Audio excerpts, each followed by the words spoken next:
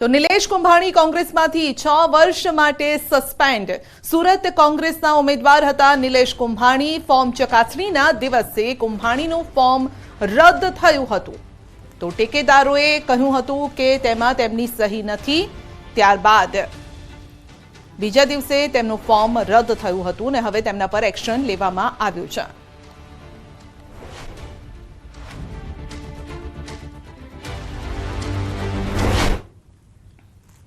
તો સુરત કોંગ્રેસના ઉમેદવાર રહેલા નિલેશ કુંભાણી સામે રોષ યથાવત છે। સુરતની બસો પર લાગ્યા છે વિરોધના પોસ્ટર। ગદ્દાર ગુમ, લોકોના મતાધિકાર છીનવનાર નિલેશ કુંભાણીના લખાણોવાળા પોસ્ટરથી દેખાવ। કોંગ્રેસ કાર્યકરોની સાથેના નાગરિકોનો પણ રોષ છે। તો સુરતમાં ફરતી બસો પર સ્ટીકર લગાવી દેખાવ કરાયા છે। કોંગ્રેસના નિલેશ કુંભાણીનો હજુ પણ કોઈ જ અતોપતો નથી અને કોંગ્રેસમાં જ તેમની સામે રોષ ફેલાઈ રહ્યો છે।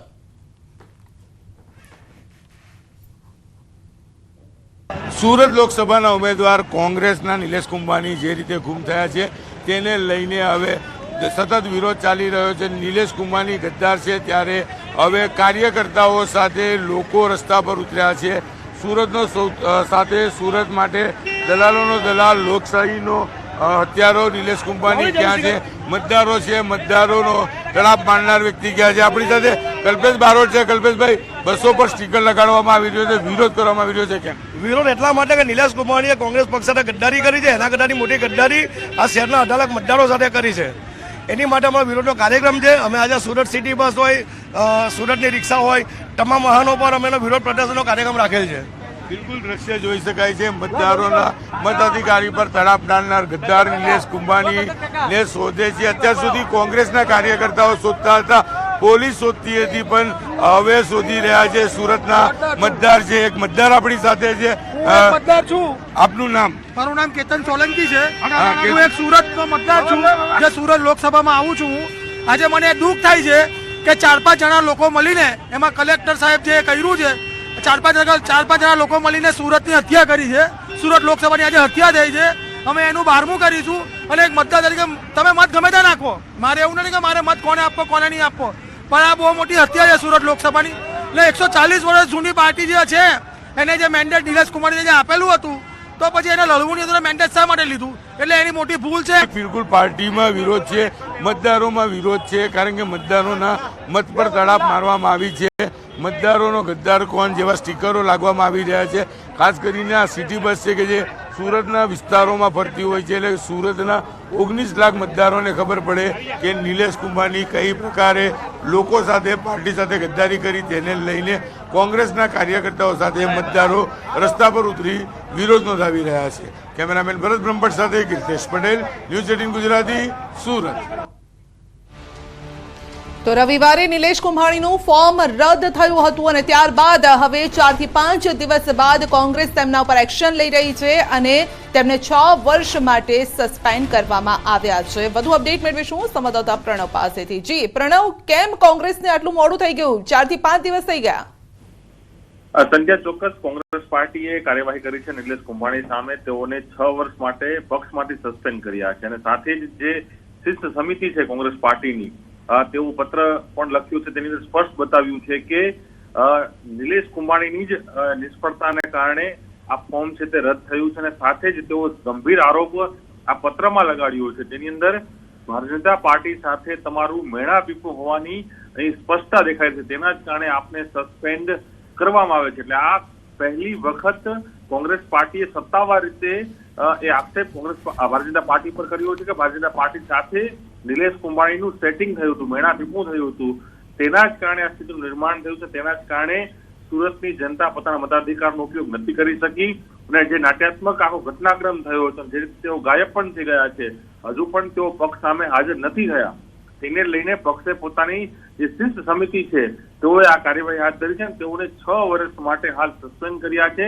અને જે પત્ર છે નિલેશ કુંભાણીના જે નિવાસસ્થાન છે ત્યાં પણ મોકલી દેવામાં આવ્યો છે। સ્પષ્ટ પહેલી વખત જ કોંગ્રેસ પાર્ટીએ પોતાની પ્રણવ, આ વખતે કોંગ્રેસ ઉમેદવારોને લઈને કહેવાય છે કે ટકોરા મારીને તેમણે ચેક કર્યા હતા અને ત્યારબાદ તેમણે ઉમેદવારી મેન્ડેટ આપ્યો હતો અને ઉમેદવાર બનાવ્યા હતા। તો ક્યાં અહીંયા ચૂક ક્યાં રહી ગઈ આ મામલામાં? સંધ્યા, કોંગ્રેસ માટે તો હંમેશા માટે આ પ્રકારના નિવેદનો અને આ પ્રકારની સ્ટ્રેટેજી તો બનતી હોય છે, પરંતુ આપણે ભૂતકાળમાં પણ જોયું છે કે વર્તમાન ધારાસભ્યો હોય કે વર્તમાન કોંગ્રેસના દિગ્ગજ નેતાઓ તે જે કોંગ્રેસ પાર્ટી છોડી નાખે છે. આ સ્થિતિ એ જ હતી કે પહેલા પણ શક્તિસિંહ ગોહિલ પ્રદેશ પ્રમુખ બને છે. શક્તિસિંહ ગોહિલ એમ કહે છે કે અમે લીગલ ટીમ આખી ફોજ ઉતારશું, પરંતુ તેમ છતાં પણ જે ઘટના બની છે એ કોંગ્રેસ પાર્ટી માટે ચોક્કસપણે વિચારવા લાયક છે, કારણ કે કોંગ્રેસ પાર્ટીનો જ નેતા એ પણ ઉમેદવાર જે કોંગ્રેસ પાર્ટી પસંદ કરે છે તેની આખી પેનલ બનાવવામાં આવે છે. પેનલમાં 3-4 નામો હોય છે અને ત્યારબાદ એની પસંદગી થતી હોય છે. તેની પાછળ એ પસંદગી પાછળ કોણ હતું, ત્યારબાદ જે આખી સિસ્ટમ ઉભી કરી છે કોંગ્રેસ પાર્ટીએ, શક્તિસિંહ ગોહિલ ખુદ કહી શકાય કે ઢંઢેરો પીટીને કહી રહ્યા હતા કે અમારી પાસે લીગલ ટીમ છે, લીગલ ટીમના દરેક લોકસભાથી જવાબદારી સોંપવામાં આવી છે. તો કેમ કોંગ્રેસ પાર્ટીએ કચાશ રાખી છે, કોંગ્રેસ પાર્ટીના નેતાઓ કેમ કચાશ રાખી છે? શું સુરત કોંગ્રેસના નેતાઓ સેટિંગ કર્યું છે અને તેના જ કારણે કદાચ સુરતની જનતાને પોતાના મતાધિકારનો ઉપયોગ હાલ નથી કરી રહી? પરંતુ ચોક્કસ જે રીતે નાટ્યાત્મક ઘટનાક્રમ આખો બન્યો, હાલ નિલેશ કુમાર હજુ પણ ગાયબ છે, તેના ઘરે પણ નથી, અને તેના કારણે જ કોંગ્રેસ પાર્ટીએ 6 વર્ષ માટે સસ્પેન્ડ કર્યા છે અને પત્ર તેના ઘરે મોકલ્યો છે. જી, આપનો આભાર અમારી સાથે જોડા બદલ. તો 6 વર્ષ માટે નિલેશ કુંભાણી સસ્પેન્ડ કોંગ્રેસમાંથી.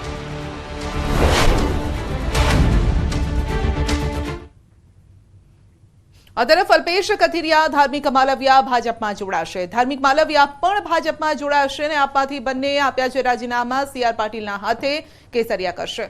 તો કથિરિયા અને માલવિયા બંને પાસના નેતા હતા. પાટીદાર અનામત આંદોલન સમયે પણ મુખ્ય ભૂમિકામાં તેઓ જોવા મળ્યા હતા. તો માત્ર 4 દિવસમાં કથિરિયા માલવિયાનો યુટર્ન, આપમાં સમય ન આપી શકતા હોવાની કરી હતી વાત. સમાજના નામે કરી હતી વાત. માલવિયાના રોટલા શેકવાના શરૂ. તો આંદોલનકારીમાંથી એક પક્ષમાંથી બીજા પક્ષમાં જવાની આ રાજનીતિ છે. તો આપમાં દાળ ન ગળતા હવે પક્ષ પલટો કર્યો છે અને પાસ બની ગયો પોલિટિક્સનો અખાડો. સમાજના નામે હવે રાજકીય રોટલા શેકવાનું શરૂ કર્યું છે. કોંગ્રેસ સાથે દાવ કરી કુંભાણી ગાયબ. હવે કથિરિયા અને માલવિયાનો પણ પક્ષ પલટો.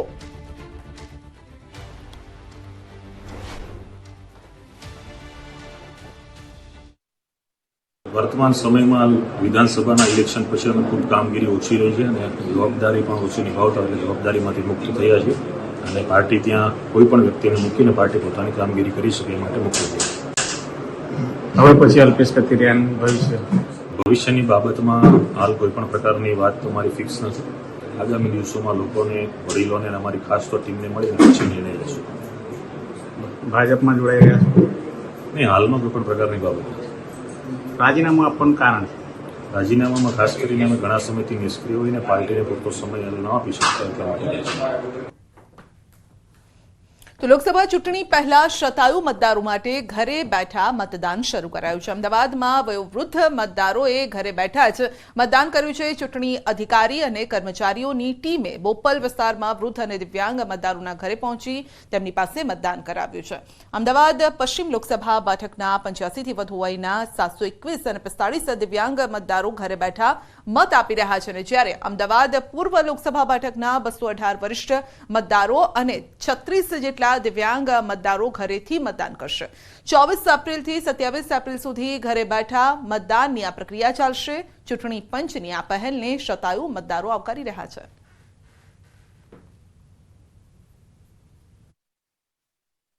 બહુ સારો અનુભવ કર્યો.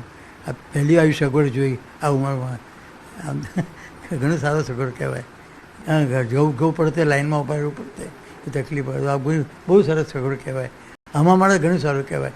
અને સરકારે પહેલ કરી કહેવાય. પહેલી વાર આ સરસ સગવડ. સામેથી પૂછવા આવ્યા એનામાં એવું કે દાદા તમે ઘેર રહેજો, દુકાન ના જતા, કારણ તમે આવવાના છો ઓટો. એટલે લોકસભા ચૂંટણી 2024ના પડઘા વાગી ગયા છે અને બીજી તરફ શતાયુ મતદાન છે તે શરૂ થઈ ચૂક્યું છે. આપ જોઈ રહ્યા છો શતાયુ મતદાન જે શરૂ થઈ ચૂક્યું છે. તેમાં સૌથી મહત્વની વાત કે અમદાવાદ જિલ્લામાં 51,000થી પણ વધારે મતદારો એવા છે કે જે શતાયુ મતદાન કરી શકે. આપ જોઈ રહ્યા છો અમદાવાદના બોપલ વિસ્તારના દ્રશ્યો કે જ્યાં ખાસ કરીને ચૂંટણી અધિકારીની જે ટીમ છે તે ટીમ દ્વારા શતાયુ મતદારોને ઓળખીને સરળતાથી મતદાન કરી શકે તે માટેની ખાસ વ્યવસ્થા જે કરવામાં આવી હતી તે અંતર્ગત અમદાવાદ શહેરની અંદર 2 દિવસ સુધી આ પ્રકારનો જે કાર્યક્રમ છે તે રહેશે. તેમાં જ્યાં જ્યાં એડ્રેસ છે ત્યાં ખાસ કરીને ટીમ મામલતદાર કચેરીથી જશે અને તેની સાથે ખાસ કરીને આ પ્રકારે સમજણ પણ આપશે. આપ જોઈ રહ્યા છો બેલેટ પેપરથી આ ખાસ મતદાન થવાનું છે. ત્યારે ગાંધીનગર સંસદીય મત વિસ્તારની અંદર ઘાટલોડિયા વિભાગની આ ટીમ છે તે બોપલ વિસ્તારની અંદર ખાસ કામ કરી રહી છે અને હોમ વોટિંગ કરી રહી છે. શતાયુ મતદાન માટે ખાસ કરીને જે રીતે એડ્રેસ આવ્યા હોય તે પ્રમાણે અલગ અલગ વિસ્તારની અંદર આ પ્રકારે શતાયુ મતદાન છે તે રજિસ્ટ્રેશન પહેલાં કરાવવાનું હોય છે. તે રજિસ્ટ્રેશન થઈ ગયા બાદ ખાસ કરીને શતાયુ મતદાન કરી શકે તે માટે ટીમ છે તે ઘરે જ આવી જતી હોય છે. ત્યારે આ વર્ષે ખાસ કરીને લોકસભા ઇલેક્શન પહેલા આ પ્રકારનો જે પ્રયોગ છે તે કરવામાં આવ્યો છે. તેમાં 51,000થી પણ વધારે મતદારો છે તેઓ આ વખતે શતાયુ મતદાન છે તે અમદાવાદ જિલ્લામાંથી કરશે. કેમેરા પર્સન ખેંગા રાઠોડ સાથે દીપિકા કુમાર, ન્યૂઝ 18 ગુજરાતી, અમદાવાદ. છોટાઉદેપુર બેઠક પર મતદાનની શરૂઆત થઈ છે. ચૂંટણી પંચે અતિ વૃદ્ધ અને દિવ્યાંગ મતદારો માટે વિશેષ વ્યવસ્થા કરી છે જેથી તેઓ ઘરે બેઠા મતદાન કરી શકે. ગઈકાલે પ્રથમ દિવસે જિલ્લામાં 255 લોકોએ મતદાન કર્યું હતું. આજે પણ વૃદ્ધો અને દિવ્યાંગ મતદાતાઓ માટે વિશેષ સુવિધા અંતર્ગત આ પ્રક્રિયા યથાવત રખાય છે. 27 તારીખ સુધી આ જ રીતે કાર્યક્રમ ચાલશે.